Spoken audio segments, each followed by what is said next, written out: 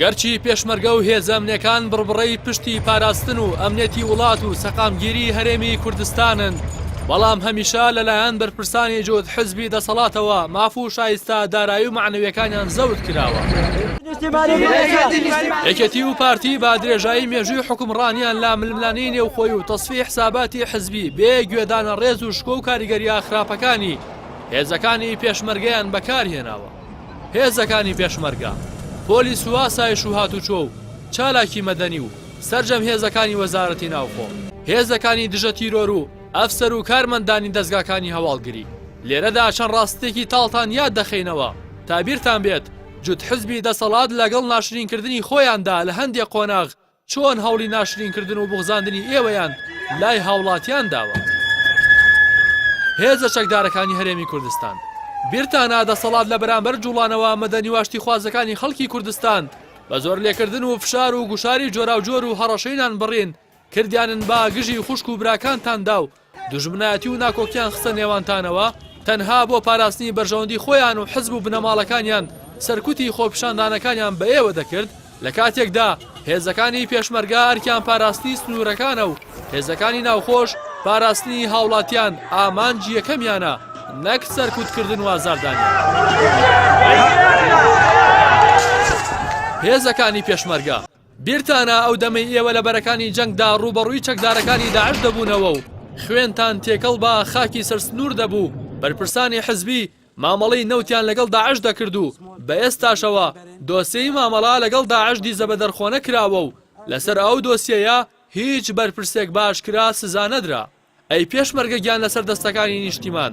بیرتانە و کاتانی لە بەرەکانی جەنگ بە جلو بەرگ و چەک و فیشەکی خۆتانەوە دەجەنگان و بە پارەی شیری منداڵەکانتان پێداویستەکانی شەڕتان دابین دەکرد. بەرپرسە بازرگانەکانی ئەم هەرێمە لە بازاڕەکاندا مامەڵەیان بۆ چەکانەوە دەکرد کە هاوپەیمانان بۆ ئێوەیان دەنارد، دواتریش بۆ پەردەپۆشی فەرهودکردنی چەک و فرۆشتنی چەک و پێداویستەکانی پێشمەرگە لە بازاری ڕەشدا لە ڕێگەی دەڵاڵەکانیانەوە لە زنجیرە ڕووداوێکی گوماناویدا چەندین کۆگای چەک و تەقەمەنی وەزارەتی پێشمەرگە بە جوملە و لە نیوە شەودا تەقینەوە.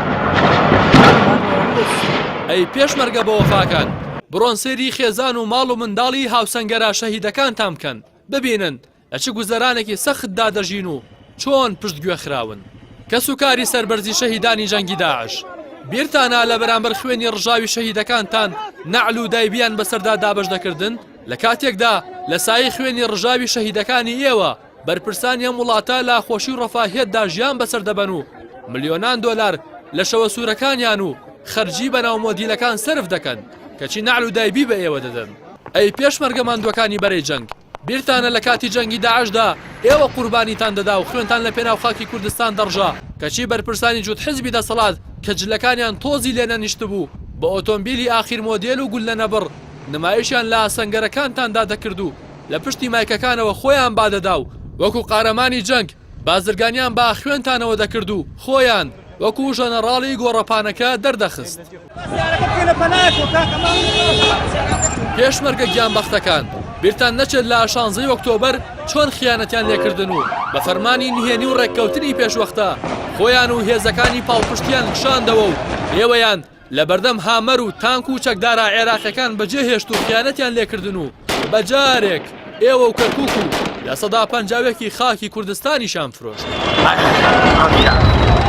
ئەی پێشمەرگە پارێزەرەکانی وڵات، خۆتان باش دەزانن یەکێتی و پارتی لە پێناو پاراستنی بەرژەوەندی حزبی و بنەماڵەکانیان ڕێگریان لە یەکگرتنەوەی هێزەکانتان و پێشێنانی سوپایەکی نیشتیمانی کرد. خۆتان باش دەزانن ئەم دوو حزبە هەرگیز نەیانویستووە ئێوەی قارەمانی کۆمەڵگەی کوردەواری بکرێن بە هێزێکی دەستوری و دامەزراوەی و چیتر نەبنا قوربانی خواست و هەڵوێستا چەوتەکانی حزبە دەسەڵاتدارەکانی کوردستان و لەژێر ئەرک و فەرمانی ئەو بەرپرسە نابەرپرسانەدا نەبن کە هیچ لە ئازار و ناڕەحەتیتان تێناگەن. بیرتانە 16 ئۆکتۆبەر بە فەرمانێک چۆن لیوە هاوبەشەکانیان لێک جیا کردەوە و ئەو براو فەرماندانیان لێک دابڕی کە چەندین ساڵ بوو پێکەوە بەرگریان لە خاک و خەڵکی کوردستان دەکرد.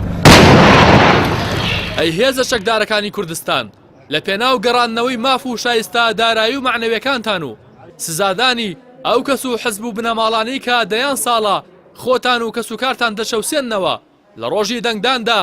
دەنگ بە کاندیدەکانی کۆمەڵی دادگەری بدەن و دواتریش چاوەڕوانی چنینەوەی بەرهەمی دەنگەکانتان.